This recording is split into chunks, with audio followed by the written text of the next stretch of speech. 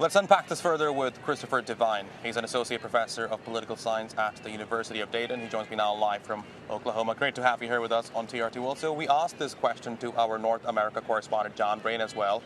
But let me ask you the same thing.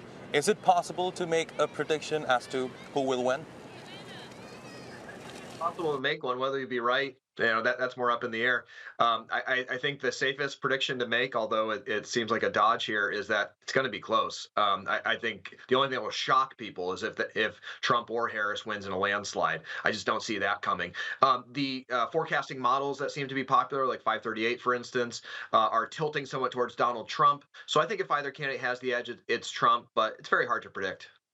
We see a lot of headlines, Christopher, touting this as one of the most consequential presidential races in recent history. Do you agree with that assessment, and why?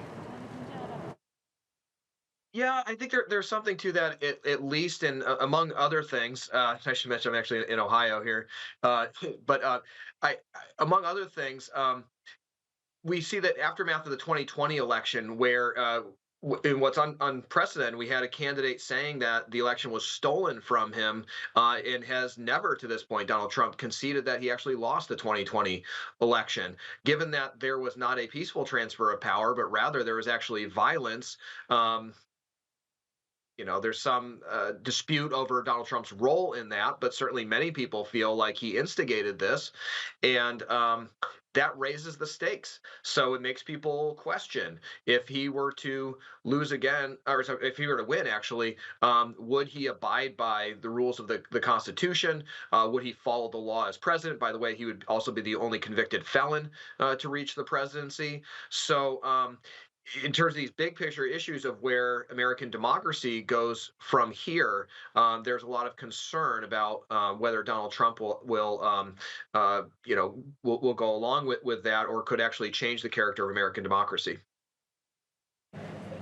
Now, Chris, let me ask you, in the lead up to the election race, there's a lot of talk about violence and political divide within the United States. Is the U.S. more polarized now than it was back in 2020? Yes, this is something that we can say clearly based on the evidence. As a political scientist, there are many different measures that we use to try to figure out how does where we are now compare to in the past. Look, if we focus on how members of Congress vote, how far apart Democrats and Republicans are, if we focus on how far apart voters, the American people, are on the issues, if we focus on how they feel about members of the other party, by all of these metrics, the United States is more polarized now than it has been in recent memory. I'm cautious to say ever. Some people will say it's most divided it's ever been. As a country that had a civil war in the 1860s, I don't think we've reached that point, thankfully, and hopefully we don't get there.